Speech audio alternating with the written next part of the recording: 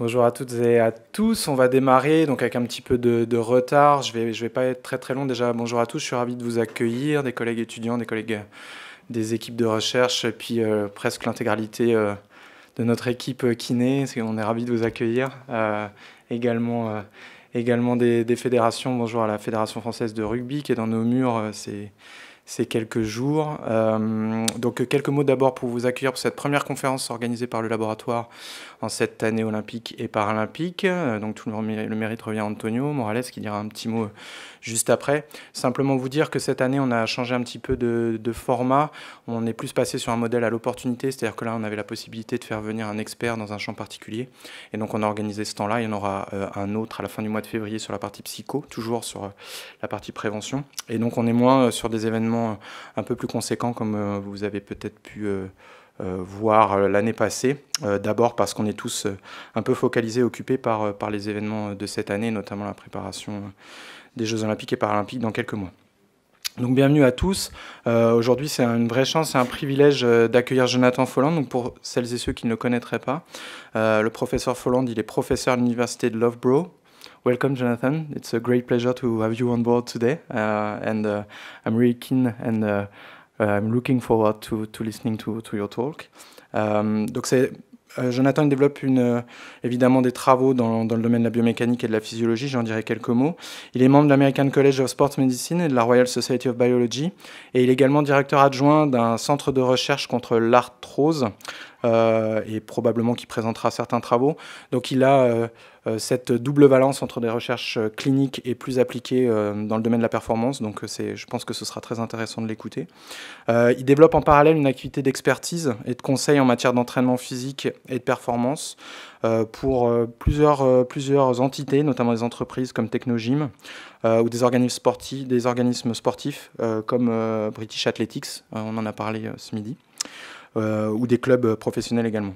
Alors, on le sait un petit peu moins, Jonathan, c'est également un passionné de sport, notamment d'athlé, en particulier à course à pied. Il va nous en parler, il va nous parler de sprint. Il y a plusieurs collègues qui vont être intéressés, je pense, cet après-midi. Et il s'intéresse également au kayak, qu'il a pratiqué en compétition, mais également comme entraîneur. Donc, il a vraiment plusieurs casquettes. Et de ce point de vue, je pense que ce qu'il va nous partager cet après-midi sera très intéressant.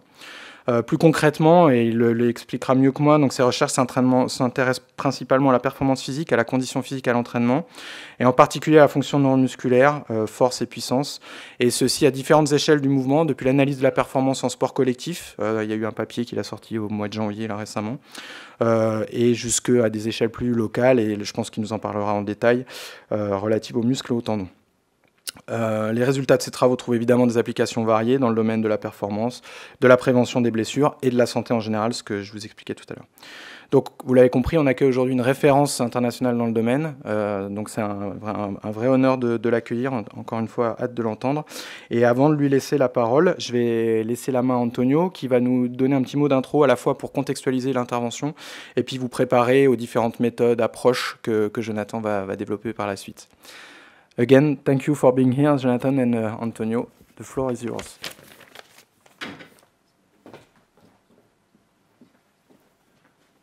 Thank you, Gaël. Thank you, everyone, for being here. Thanks, Jonathan, for coming and for proposing you also to share with us some of your work. I'm just gonna, open my presentation. There we go. So yes, Gaël said the idea. I just started speaking English. Je suis désolé, mais je l'ai pas prévenu avant. Donc là, pour respect à Jonathan et qu'il puisse aussi suivre, on va les faire en anglais. Donc après, n'hésitez pas, il y aura aussi un moment d'échange. On peut poser les questions si vous voulez en français ou en anglais. So I was just saying I will continue in English.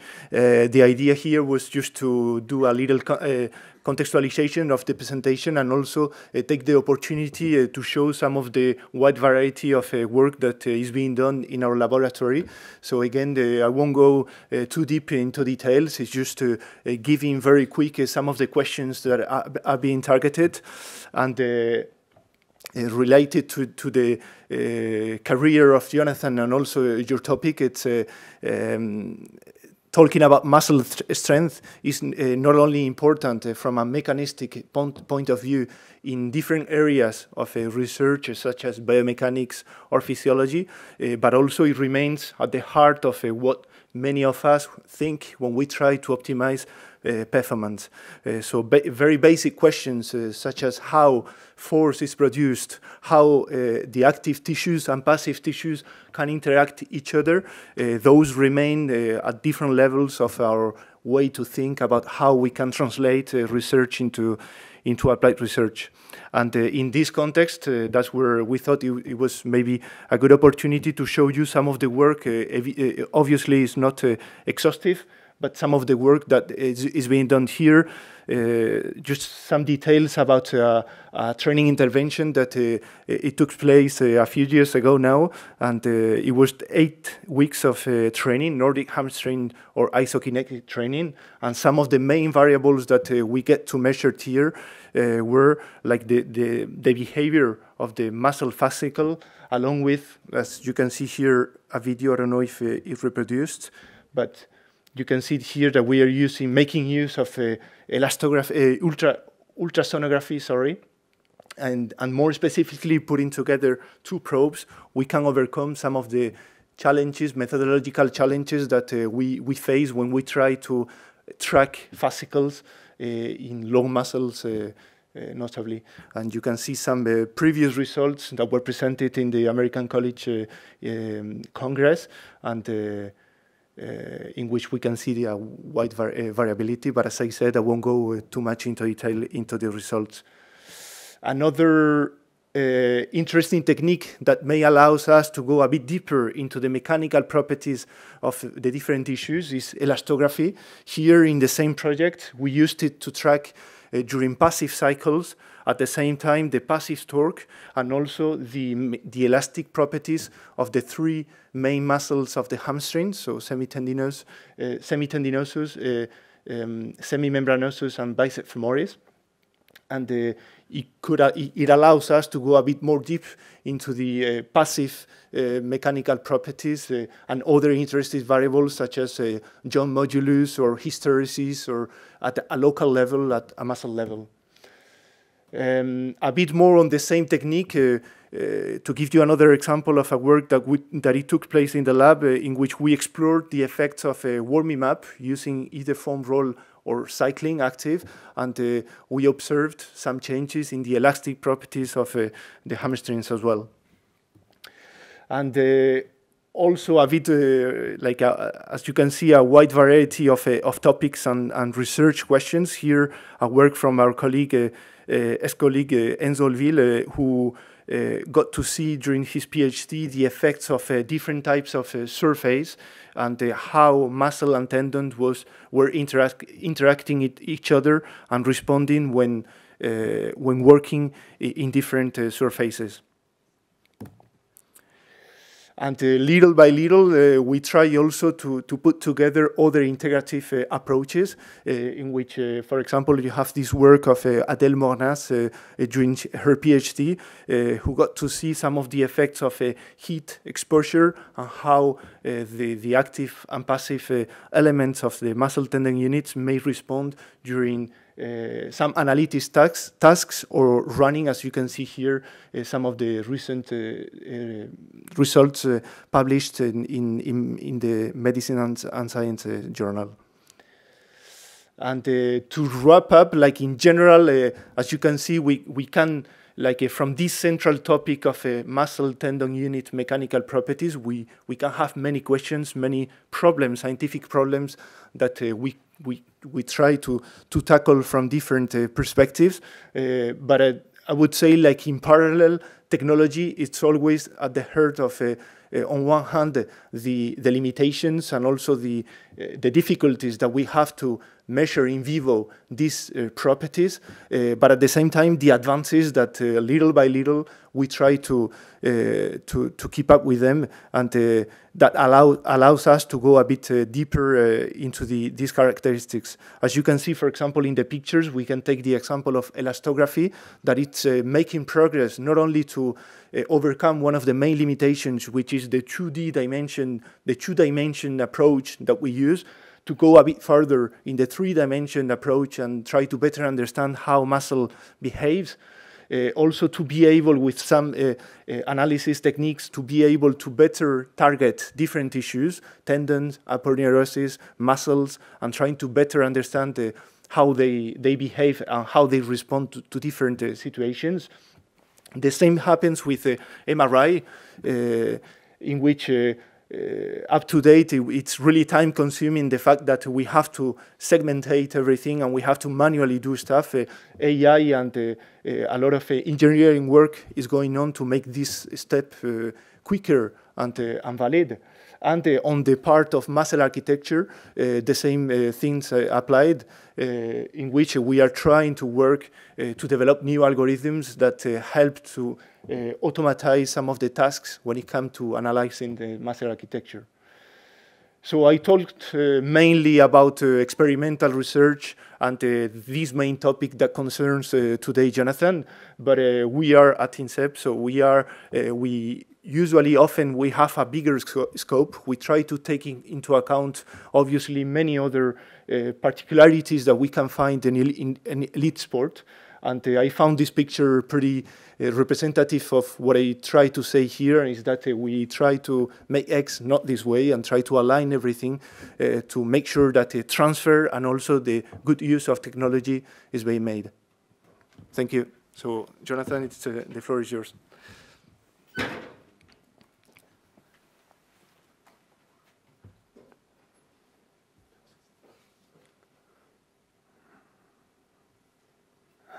Okay. Okay, good afternoon, everyone. And thank you to the Institute, especially Gaël and Antonio, for the invitation to come and visit. And thank you for the introduction and a little bit of good context, Antonio. That's really helpful for my talk. I first heard about INSEP nearly 35 years ago as a teenager. I have a personal interest in canoe and kayak racing, which I think was mentioned in the introduction. And I read about some top athletes coming here to study and to train. So it sounded like a really cool place. So I'm delighted to finally be able to visit and come and learn a little bit more about what's going on here at the Institute. I should just first briefly introduce my home institution, which is Loughborough University. Loughborough is a town here placed pretty centrally in the UK. The university is a middle-sized UK university, but we generally rank pretty highly, one of the top 10 universities in the UK. We have around 20,000 students on our campus, which stretches from here back for about 3 kilometers. It's a very green campus with lots of sports pitches and sports facilities, many indoor facilities which you can't really see on this picture. And the university has a very strong reputation in actual performance, practical doing of sport, but also in the study, the teaching and research of sport. And we've been very fortunate to win this accolade in recent years, #1 in the world for the study of sport-related subjects from the QS World University Rankings. So that was my corporate advert done. I'm now going to concentrate on science. So my topic today is muscle and tendon anatomy in relation to performance, injury risk, and training. I have 3 main themes. First, the importance of muscle anatomy, particularly muscle size for athletic performance. Second, hamstrings anatomy and implications for sports injury. And then finally, resistance training effects on muscle and tendinous structures. So to get us thinking about the importance of muscle anatomy and size for the function and performance of muscles, just going to start off with this not very serious question. This is, in English we would say tongue-in-cheek question. Who's got the strongest, most powerful muscles in this picture? Well, it's clearly not me at 75 kilos. It's not even this guy, Rob Miller, who's a former PhD student in the lab at a little over 100 kilos. But it's obviously this guy. His name is Eddie Hall, and I'll talk a little bit more about him later in the presentation. But of course, everybody picks the guy with the big muscles, even if you put this picture or this question in front of anybody on the street, they will pick the guy with the big muscles because we have this intuitive idea that larger muscles are stronger and more powerful. And interestingly, there's a very solid physiological foundation to that idea, which is captured in this graph here, which is the first careful scientific study that I'm aware of, which was from Japan in 1968, where they did careful measurements of muscle size, cross-sectional area of the elbow flexors, actually, and looked at its relationship with strength. So this is elbow flexor or arm strength, and each of these markers is one individual, quite a large population in this study, and you can see that there's a broad relationship between muscle size and muscle strength, where individuals who are stronger who have larger muscles tend to be stronger. And there's a very clear physiological explanation for that relationship, which is captured in this simplified cartoon here, but comes down to the number of cross bridges or sarcomeres arranged in parallel across the muscle. So we have a simplified muscle here, just reduced down to a single sarcomere, the myosin and actin here in the cross bridges, pulling the ends of the muscle, the tendon in white together, and it produces a certain amount of force. And if we have twice as much or 4 times as much contractile material, sarcomeres or cross bridges aligned in parallel across the muscle, essentially larger muscles, then we see greater force production. So these ideas have been well understood for decades. It's kind of interesting and surprising, therefore, that we don't really know much about the anatomy or the size of the muscles of athletes, particularly high-performing athletes, or how important these kind of factors to do with muscle size are, in fact, for athletic performance. So we've been doing a series of studies in that space, and I'm going to talk a little bit about them now, starting with this study, which is to do with muscle anatomy and sprint cycling power, which was done in collaboration with the English Institute of Sport. The aim here was to determine the relationship between muscle volume and cycling peak power output in elite cyclists.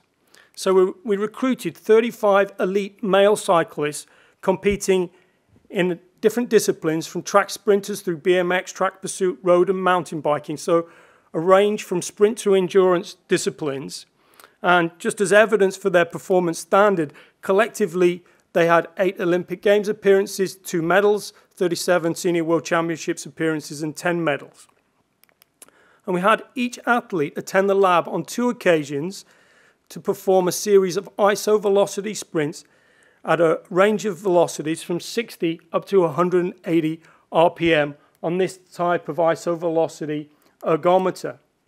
And this allowed us to draw the power cadence relationship for each athlete, and actually our criterion measure of peak power output was the apex or the maxima of this power cadence relationship drawn from these 2 test sessions. The other main measurement in this study was muscle volume with an MRI scan. And we had a scan of each thigh in order to determine quadriceps and hamstrings muscle volume. And here's an example MRI image slice through the mid-thigh here, an axial image through the mid-thigh. And in the center of the image, you can see the bone, the femur. Around the outside, we can see the adipose tissue, actually a very thin layer in this athletic thigh. Towards the front, the anterior, you can see the 4 quadriceps. To the posterior, the 4 parts of the hamstrings group. And for each muscle you can see here, we've very carefully segmented or drawn around each muscle in order to measure the anatomical cross-sectional area of that muscle. And if we collect images or slices all the way down the thigh or the limb segment, and we do this segmentation, we can accurately measure the volume of each of these muscles. And here's what we found. This is the relationship between peak power output during cycling and quadriceps muscle volume in cubic centimeters. And you can see each of these marks is a different individual, and we can see there's a pretty good, strong relationship here. The correlation coefficient is 0.81. And if we if I show the same data here for the hamstrings, it's peak power output again, now plotted against hamstrings muscle volume, we see a similar relationship, not quite as strong, not quite so tight this time, and a slightly weaker, but still fairly strong correlation coefficient of 0.72. So the conclusion from this study was that the volume of the thigh muscles, and especially the quadriceps, was the primary determinant of cycling peak power output and likely a critical factor for sprint cycling performance. But there's a couple of queries to do with this study. First of all, I'm very conscious that the outcome variable here was power output on an ergometer, which we might expect to be pretty important for sprint cycling performance, but is not actual performance. The second thing is, because we recruited elite athletes from a range of disciplines, the endurance athletes were all clustered down here, because we know that endurance athletes don't have particularly big muscles and aren't particularly powerful. So that wasn't particularly surprising. What would be more informative would be to look purely at sprint athletes, but across a range of performance standards, so through sub-elite and right up to elite. And there are two things that we took on board for this next study, where we also changed sports. So this is now muscle anatomy and sprint running performance, which was done in collaboration with British Athletics. Of course, elite sprinting is one of the most iconic and impressive feats of human performance. Moreover, the ability to run fast is largely sought after in many sports, not just track and field athletics, but many others, soccer, rugby, hockey, you could go on and on.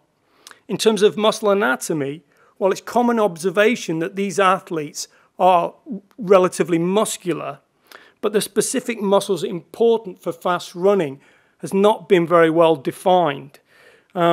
Previous research has tended to just look at a relatively limited, small number of muscles, and also often not included actual elite level athletes.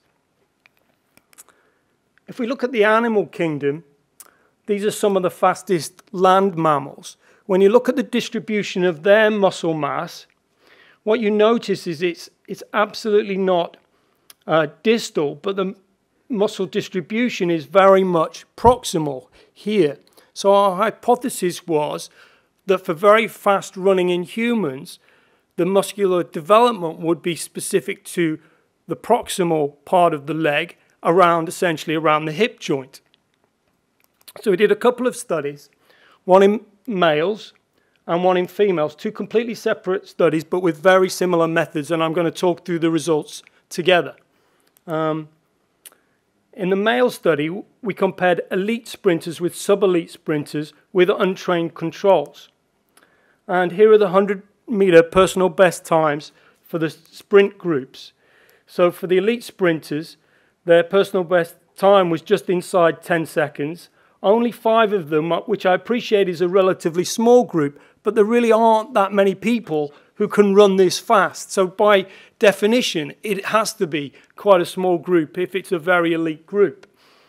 Our sub-elite sprinters also had really pretty good times, on average 10.69 seconds, and we had a pretty good group of those 26, and then we had some untrained, unathletic controls in the male study. In the female study, we only had 2 groups, the elite sprinters and sub-elite sprinters. The reason for that is simply because we'd already done this study and we had a pretty good idea that there would be some interesting differences between the 2 sprint groups. And you can see their performance times were also really good. These are really good standard athletes. We had all of the athletes do an MRI scan, this time from thoracic vertebra number 12 here, all of the way down the lower body. Again, axial images, cross-sectional images down the lower body all the way to the ankle in order to take comprehensive measurements of muscle volume of a wide range of muscles, actually 23 individual muscles or compartments that we were also able to combine together to form 5 functional muscle groups, the flexors and extensors of the hip and knee, as well as the plantar flexors. In terms of the data, Well, we can express that both in absolute and relative to body mass terms, so centimeters cubed or centimeters cubed per kilo. And we can have an interesting discussion about which of these is actually most important. But the findings were actually pretty similar, and if you're interested, I would encourage you to have a look through the papers which go through both of them in very fine detail. But for simplicity, and because it's a little bit more intuitive, and because it doesn't affect the major findings, I'm going to stick with the absolute units during this presentation. So here's what we found in terms of the muscle groups. This is for males, first of all. We have our 5 different functional muscle groups here down the side, and this is muscle volume in cubic centimeters. The most pronounced differences within the male study were actually for the hip extensors here. So the white bar is the untrained controls, and their hip extensor volume was a little over 2,000 cubic centimeters, whereas for the sub-elite sprinters, this grey bar, they were about 1/3 bigger, and then the elite sprinters, the black bar, were 1/3 bigger again. The percentage here is actually the difference between the elite and the sub-elite sprinters. For the hip flexors, knee flexors, and knee extensors, there was a very similar pattern with, again, significant differences between all 3 groups, but not quite such pronounced large differences as there was for the hip extensors. Whereas when we go to the plantar flexors, the more distal muscle group, there was actually no difference between the 2 sprint groups for the plantar flexors. Moving on to the female study, again we have the 5 muscle groups down here. This is muscle volume, just 2 groups now, sub-elite sprinters and elite sprinters. In this case, the biggest difference was here for the hip flexors, which was 28% larger in the elite versus sub-elite sprinters. There are also differences for the hip extensors and the knee extensors, but again, no differences for the plantar flexors. So the findings did broadly support our hypothesis. There were bigger differences in these more proximal muscle groups, particularly hip extensors in males, hip flexors in females, and not in the more distal muscle groups. Moving on to the individual muscles. So this is an example MRI image slice actually through the hips and the pelvis, basically at this level, an axial image. And if you look carefully, what you can see here, this is the ball or the head of the femur on both sides, the ball within the socket of the hip joint. And you can see we've picked out some of the muscles here around the hip. And if I show also, this is a typical sub-elite sprinter. You can see that the muscles mostly look somewhat bigger, and if we go to an elite sprinter, they're substantially bigger again. It's very visual and pretty clear, the differences. I'll just talk a little bit about this muscle. This is the gluteus maximus, which is the large superior muscle in the backside. The average volume of the gluteus maximus in an untrained control participant was around 900 cubic centimeters. The average volume of the gluteus maximus in an elite sprinter was nearly twice as big, nearly 1,800 cubic centimeters, which is a pretty dramatic difference. And just to have a little bit of fun with that, the difference between the untrained control and the elite sprinter is essentially equivalent to 2 16-ounce rump steaks within the backside, 1 buttock of an athlete and 2 more on the other side. Of course, in France, I should be using the metric unit, so you could say 2 steaks of about 450 grams. To show some more specific values to do with the individual muscle differences. On this plot, I'm going to show the differences between elite and sub-elite 100-meter sprinters for the 23 muscles and compartments that we looked at. So this is first of all for the males, and this is the percentage difference between elite and sub-elite. So 0 would mean the muscles are the same volume in those 2 groups, and anything this way is greater in elite, and anything that way would be greater in sub-elite. And we've ranked the muscles according to the size of the difference. Biggest difference is here, or differences in favor of sub-elite down here. And this is exactly the same for the females, ranked according to the size of the difference. 0 would be the same, this would be greater in elite, this is greater in sub-elite. There's an awful lot of information here, so I'm just going to highlight a couple of things. The first one is the difference, or the pattern in the muscularity is a very pronounced pattern. It's not that sprinters are uniformly got bigger muscles everywhere. It isn't like that. There's a really pronounced pattern here where some muscles are way bigger and other muscles are more or less the same or even a bit smaller, which is really interesting. It's anatomically specific pattern that they have to their muscularity.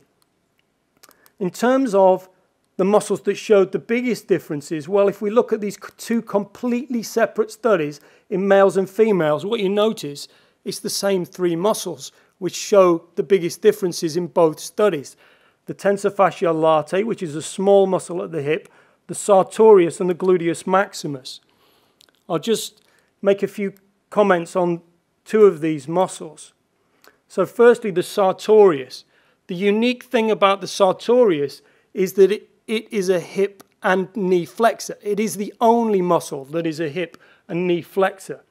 And that is a simultaneous action that occurs early in the swing phase of running. Essentially, when an athlete takes their foot off the ground, they then flex the hip and the knee at the start of the swing phase. And that's actually pretty important because until toe off, their leg is actually moving backwards relative to their body at high velocity, and it has a backward momentum compared to the center of mass.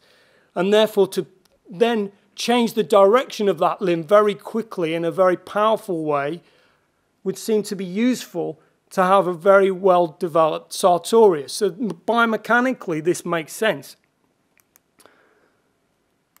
Then the gluteus maximus. Well, the gluteus maximus is the largest hip extensor muscle that likely plays a critical role for high leg momentum in late swing. Essentially, in late swing, the leg is out in front of the athlete, but they need to bring it down very quickly to hit the ground hard in order to try and propel themselves forward.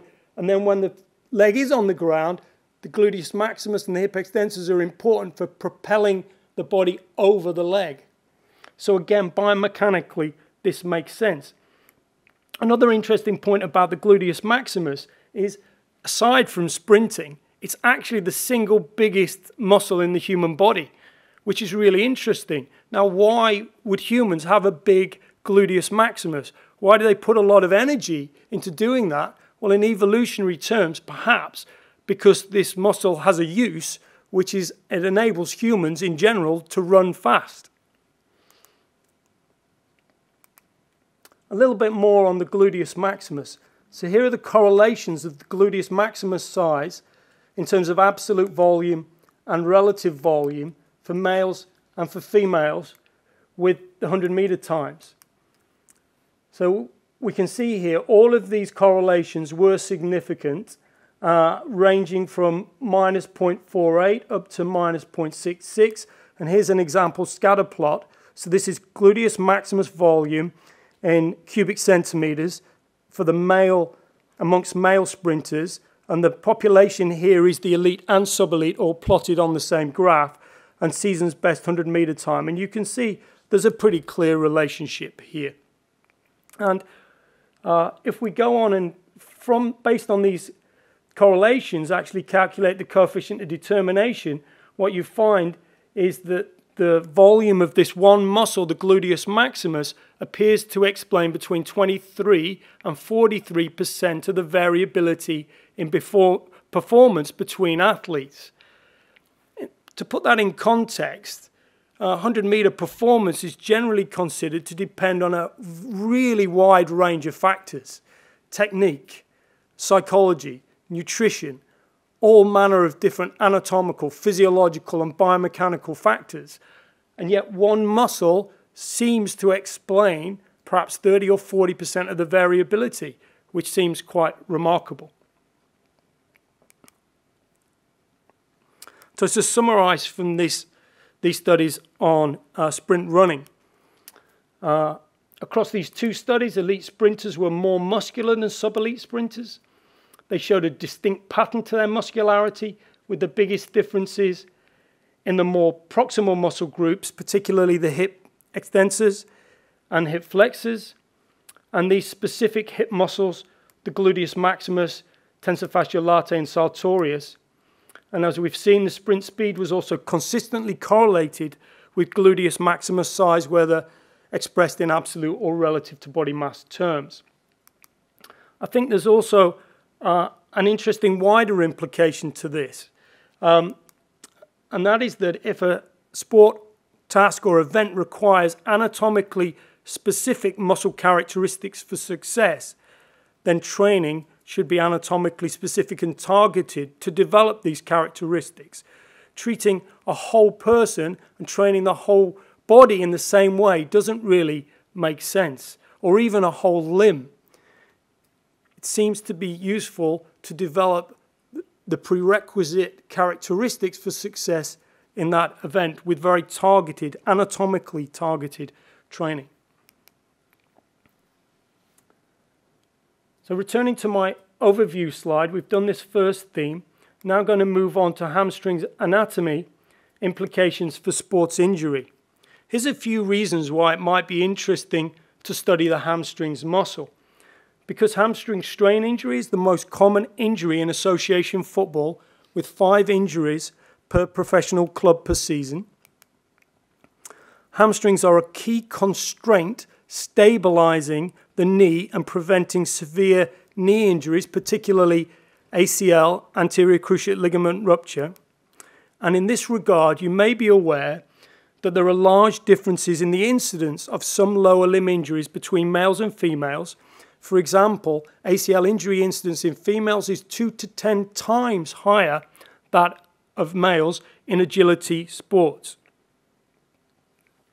We were interested in whether there might be sex differences in knee flexor, predominantly the hamstrings, strength and size, that might contribute to these differences in injury incidence. Here's some data on maximum strength relative to body mass. This is isometric maximum strength relative to body mass in untrained females compared to males. So looking to see if there are inherent sex differences. So this is force, isometric maximum force, newtons per kilo, in the knee extensors, the quadriceps, and you can see very similar scores in males and females. But when we look at the knee flexors, mainly the hamstrings, we see a different pattern where females are at a disadvantage, significantly lower by 15% knee flexion strength. So if we go on and calculate knee flexor to extensor strength ratio, often referred to as the hamstrings to quadriceps ratio, and widely thought to be an index of knee joint stability and injury risk, what we see is that females have a lower ratio of 50% compared to males at 56%. And this could influence stability of the knee joint because the hamstrings is a key constraint holding the tibia in place, preventing anterior tibial translation, one of the movements that often contributes to ACL rupture. We were interested, following this, in what might account for that difference in knee flexion strength and therefore the strength ratio. And an intriguing possibility was that females simply have a disproportionately smaller hamstrings or knee flexor muscles. So we went on to do an MRI study to determine knee flexor to knee extensor muscle size ratio now. So not the strength ratio, but the size ratio of these muscles. And this is what we found. This is the knee flexor to knee extensor size ratio, where the measure of size was maximum anatomical cross-sectional area measured with magnetic resonance imaging. And again, this was in untrained males versus females. And whilst there's a wide scatter of points here, within each sex group, there was a significant difference where females appear to have a disproportionately smaller knee flexor relative to the knee extensors than in males. So the conclusion from this work was that females appear to have inherently smaller and weaker knee flexors, which may contribute and logically does contribute to their higher incidence of ACL injuries. I'm going to delve more deeply now into the structure of the hamstrings muscle, and particularly the structure of the bicep femoris long head. This muscle is interesting because the majority of hamstring strain injuries occur within this muscle, the bicep femoris long head, which is shown in context here. It's actually the muscle coloured in red here. And then if I show on this picture, this is in isolation, we can see the bicep femoris long head, and these are the bundles of muscle fibers within the muscle belly. And then this is the proximal tendon, and this extension of the tendon called the aponeurosis, which runs down the side of the muscle. In a pennate muscle such as this one, the muscle fibers actually attach and therefore transmit force predominantly actually onto the aponeurosis rather than directly onto the tendon. I highlight these structures because the most common injury site within this most common injured muscle is this proximal region adjacent to the aponeurosis, so just here, just inside the aponeurosis. Furthermore, modelling studies indicate a concentration of mechanical strain adjacent to the proximal aponeurosis. So this is a diagrammatic representation of the muscle wall. This is the proximal tendon, and then the black line is the aponeurosis extending down the side of the muscle, and then the muscle fiber strain has been color-coded, where the highest strain is shown in red and yellow, and we can see that that is concentrated in the same region, proximal, next to, adjacent to the aponeurosis. So we were interested in, well, if this structure, the aponeurosis, is important in injury risk, could it be a potential risk factor for hamstring strain injury? And we started simply by characterizing this structure in terms of its size. So this is a study that looked at the size of the proximal aponeurosis of this bicep femoris long head muscle, and in particular the contact width or distance, or the contact area, essentially the interface between the aponeurosis and the muscle. And we did this in 30 healthy, untrained young men, again using magnetic resonance imaging. And you can see this is the bicep femoris long head and the adjacent semitendinosus. And actually we have picked out the aponeurosis there. It's not showing that clearly. It's a little better on this zoomed in image. So the black region here is the aponeurosis, and I've drawn on here the contact distance, what we kind of simplistically call the width, which is actually the interface between the muscle and the aponeurosis. Clearly this is just one slice or image, and this aponeurosis runs down the side of the muscle. And if we measure this contact distance in a sequence of slices along the muscle, then we can actually measure a contact area between the muscle and the aponeurosis, which is to some extent captured here. So this is the muscle aponeurosis contact distance measured in centimeters at different points all along the muscle. And here's data actually from 3 individuals. And what you notice is there's wide variability in the size of this aponeurosis between these individuals. We found really large variability in aponeurosis size, such that the contact area between the muscle and the aponeurosis ranged by more than 3-fold, even in this relatively homogeneous group of healthy, untrained young men. So this led us to the following hypothesis, that a small bicep femoris long head proximal aponeurosis may concentrate mechanical stress in the muscle tissue adjacent to the aponeurosis and predispose to strain injury. Essentially, the mechanical stress from the muscle becomes very concentrated because it's attaching on to a relatively small aponeurosis. So we went on to do a retrospective injury study of male athletes. We first recruited 23 athletes with a prior hamstring strain injury of the proximal bicep femoris long head muscle. The injury definition was 2 or more clinically verified strain injuries to the proximal region of the bicep femoris long head. But importantly, all of these athletes had returned to normal training and competition at least 3 months prior to the measurements. So these were historical injuries. They were not current injuries.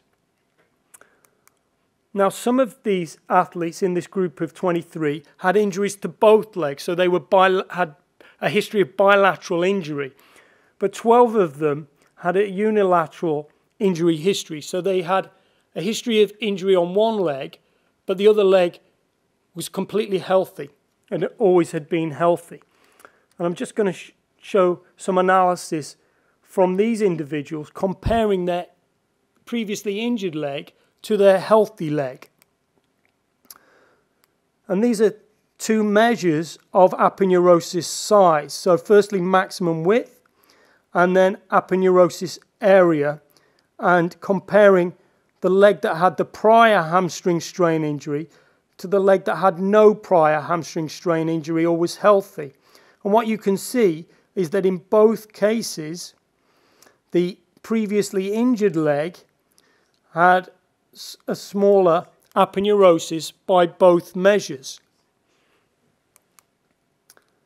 The other analysis that we did was we gathered together all of the legs that had clinically verified injuries within this group, and there were 28 of those legs, and we compared them to healthy legs from a control group of 23 athletes who had no prior hamstring strain injury history. So they had always had healthy legs, but were matched for sport, age, sex, and height.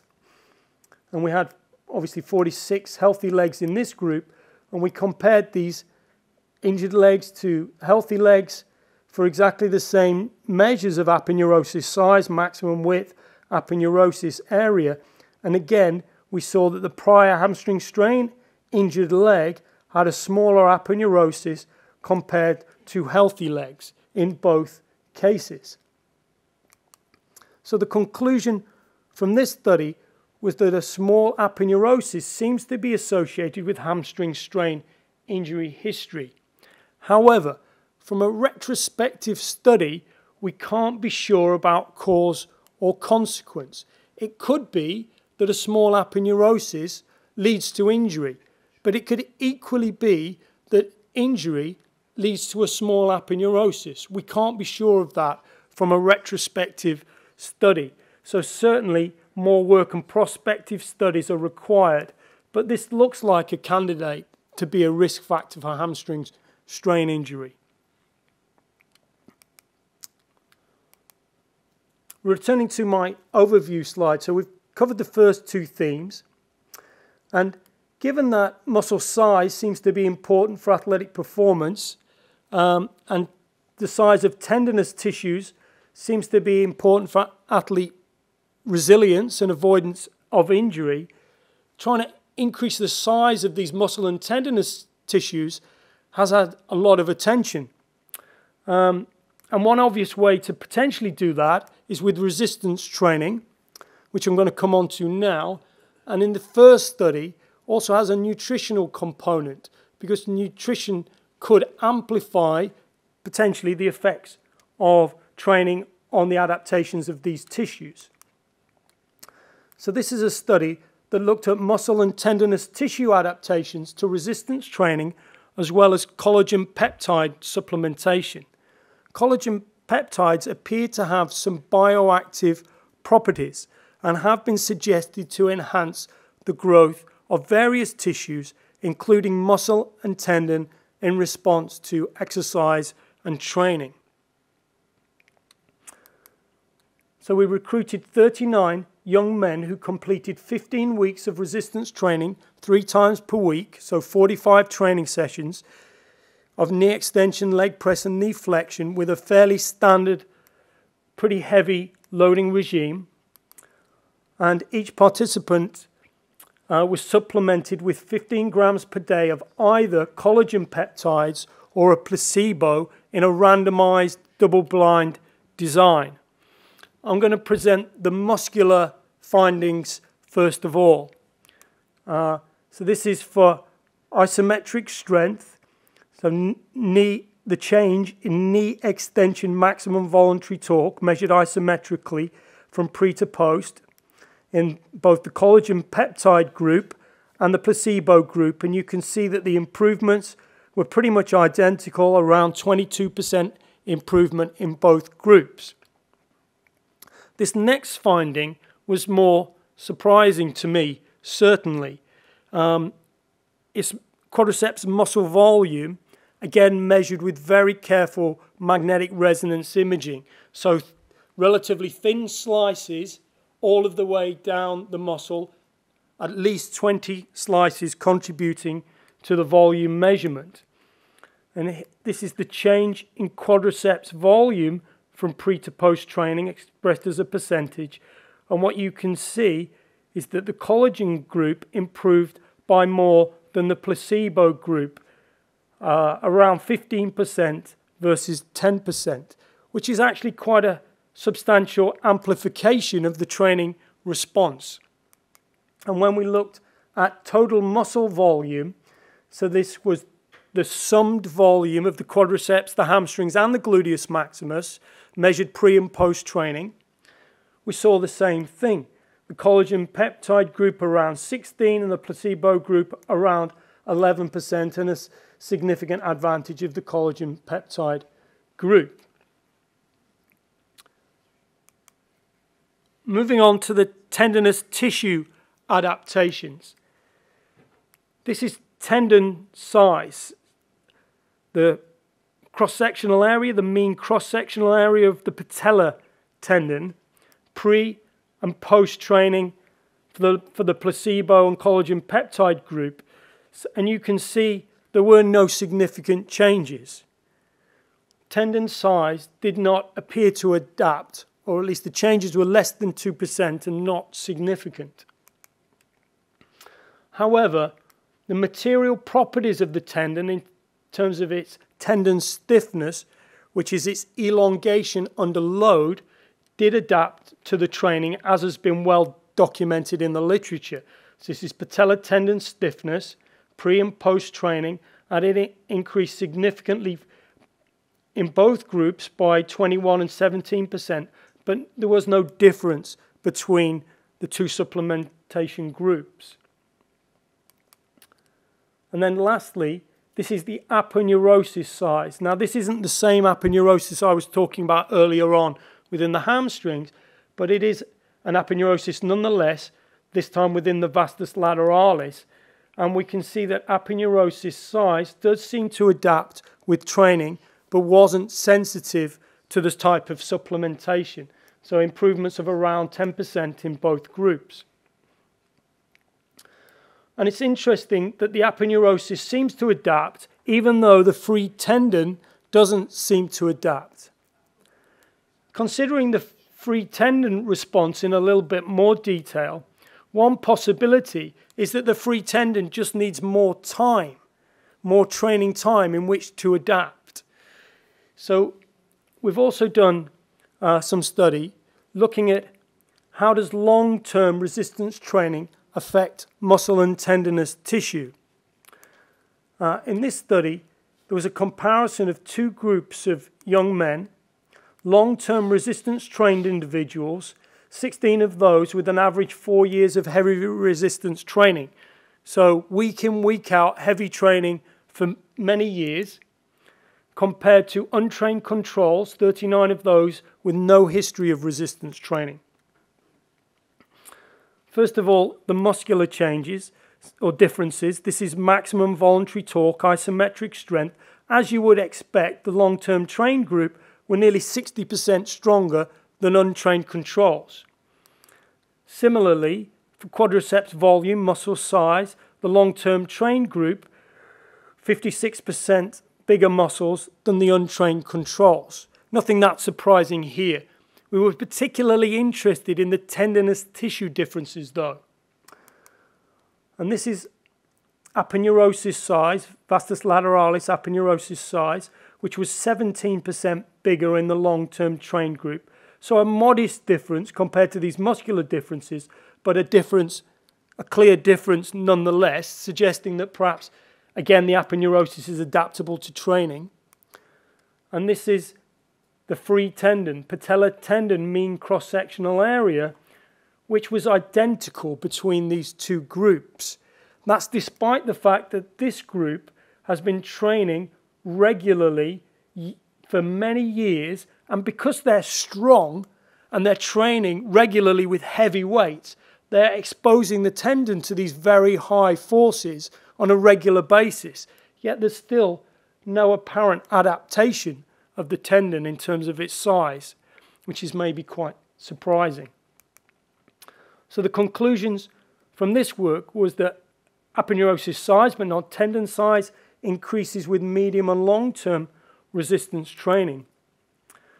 Collagen peptide supplementation may enhance muscle hypertrophy with resistance training, but doesn't seem to affect the tendinous tissues, and also, somewhat curiously, that hypertrophic effect didn't flow through to strength gains, which is maybe surprising, but might perhaps be because strength gains depends on a lot more than just hypertrophy, and perhaps the neural factors also interfere or dilute that hypertrophic difference. Just going to finish off with a little bit of fun science. If you're interested in long-term resistance training and muscle and tendinous tissue adaptation, it might be interesting to take some measurements from this guy. I mentioned him earlier on. His name is Eddie Hall, and in 2017 he was the world's strongest man, meaning he won the world's strongest man competition. He's also a double world champion at the deadlift. For a number of years he held the world record for a deadlift by deadlifting 500 kilos. And as you can see, we got him to come to the neuromuscular lab about a year after he won the world's strongest man title, and we did a range of functional tests with him. But the most interesting thing we did was we got him in the MRI scanner, and we spent a lot of time with him taking some detailed measurements there. And I'm just going to put those measurements next to the data I've just shown in terms of untrained controls and long-term resistance-trained individuals. So this is his quadriceps muscle volume. You can see this is the untrained controls, about 2,000 cubic centimeters. The long-term trained, about 60% higher. And then this is the world's strongest man, where his quadriceps was 2 1/3 of the size of untrained controls. And this is the patellar tendon data for our untrained controls, long-term trained, as I've said. Not really a difference between these groups, but the world's strongest man, well, he did have a somewhat larger tendon, 30% bigger than untrained, but of course he is a very big man, so you might expect him to have big tendons inherently. And when you look carefully, actually his tendon size is not really out with the range of values that we've seen in these other populations. And then one final measurement with him, which I haven't mentioned in the presentation, but the patellar tendon moment arm, which is simply the leverage of the quadriceps around the knee joint, the mechanical leverage. And untrained controls, long-term trained individuals, pretty similar, but the world's strongest man, he had 21% greater moment arm or greater leverage, which you might expect would be useful for strength and power performance.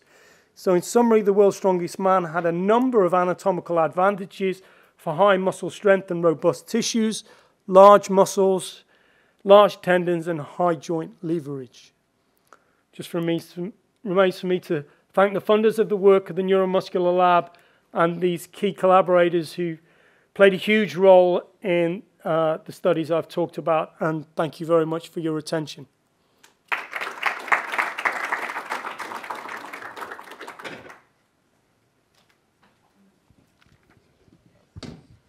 Thanks, Jonathan, for your great presentation. Just a question about the first part of your presentation about the muscle morphology.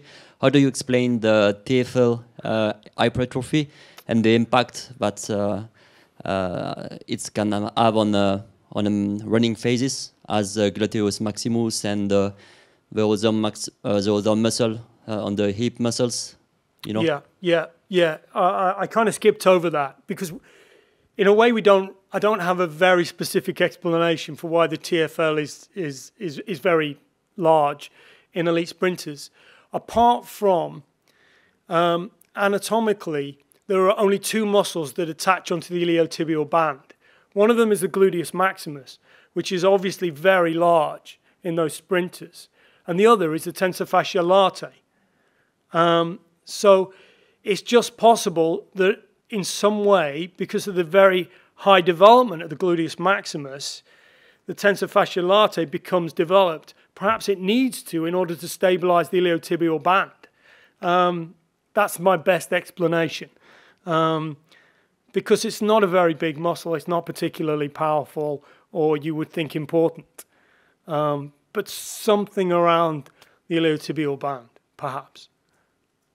Good question, thank you. I've got one question, Jonathan. I was wondering about the hypothesis of the proximal aponeurosis. Did you get to measure that measure in the very strong man that you show here? We could. We haven't actually measured it. Okay, reasoning like that, I was just thinking about your first study when you compare like a very elite sprinters with sub-elite, and in which you show that there is a significant differences overall in muscle volume. Yes. I was just wondering whether when we think about this aponeurosis size, do we think like in absolute terms, or is it relative to the muscle volume of the leg? That's a really interesting question. So we think the aponeurosis can adapt. It does adapt. But it seems to adapt more slowly than the muscle, which, if you think about the transmission of force, if the problem is a concentration of mechanical stress, then sure, making the aponeurosis bigger should help. But if the muscle gets bigger and stronger and produces more force, and it gets disproportionately bigger compared to the aponeurosis, that would almost seem to create more of a problem, if that makes sense. So, but the rationale may not be correct. So we don't really understand how these things interconnect. But we do now have some data from a training study that indicates that specific aponeurosis within the bicep femoris long head does adapt with training. But by less than the muscle, which is slightly counterintuitive from a training seems to reduce injury risk point of view. Thanks.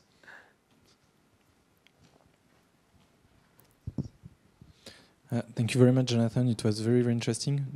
Number of questions, but maybe a very basic one regarding the role of the gluteus on performance, because you showed this relationship between the size and potentially the performance in ecological conditions.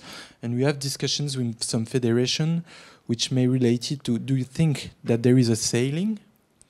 Or do you think that this relationship will continue? Because we have some examples where we see some athletes with morphological aspects like bobsleigh sprinters. They develop very strong glutes, but we are not so sure that they are sprinting faster than rugby players or whatever. But we are interested in how to use the way they are training to develop this muscle mass. Yeah. But do you think that it's still interesting above a certain level of muscle mass and strength? Yes. An open question, maybe. Yeah, it's hard to know. Is there a ceiling? We simply don't really know. I kind of suspect probably not. Actually, I think when what we did there was look at amongst sprinters which means they have certain fairly common characteristics. For example, likely in the anatomy of their foot, their ankle, they probably have some very similar characteristics, which means their transmission of force to the ground is much better than the general population or many people. So that might be an issue. So if you put a huge gluteus maximus in somebody who doesn't have that ability to transmit force to the ground, maybe it's not so useful and you lose more of that force. You know, I mean, I mentioned briefly, you know, the use of absolute values and relative to body mass values for the muscle volumes, which is a really interesting debate.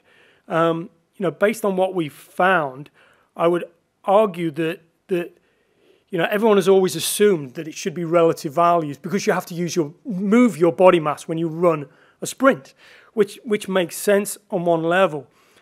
But based on what we found in the fact that there are clearly differences and relationships for absolute muscle volumes, that seems to me to be telling us something. The absolute muscle volumes cannot be irrelevant, else there just would not be those differences in relationships. So why is that? You know, there's a number of possibilities. Certainly amongst the males, my feeling is, or my anecdotal impression is, and there is very little data on this, although it's very simple, is that elite sprinters, the average is quite big people, actually, quite tall. Now, it's not, I don't think it's selective, so you can still get sprinters who are average size, but the average, I think, is bigger. So I think there is and that suggests absolute size has some kind of value. That's a little less clear in females, but sorry if I've kind of spun off in different directions there. But if I may, maybe a last question in relationship with this one. I was just wondering, in one of the graphs that you show, there was the relationship between gluteus max and the performance, sprint performance. Yes. And I've got the impression that on the left, so those who run faster, it was more dispersed, the data. I think we have some points in which there may be like a huge differences in volume. Yes. How do you interpret that? What's the reasoning? Yeah, hard to know. Hard to know if that's genuine or a thing, a phenomenon or not. I mean, certainly, you know, the male sprinters that we assessed, they were quite big guys, no doubt about it, and they're not all. And with an N of only 5, it's really hard to know if there's something systematic there. But certainly they did have very pronounced gluteus maximus and hip extensors in general. Yeah. Thanks. Any other question? So maybe we can leave it here. Thank you very much, Jonathan. Thank you everyone for coming. Thank you for your attendance.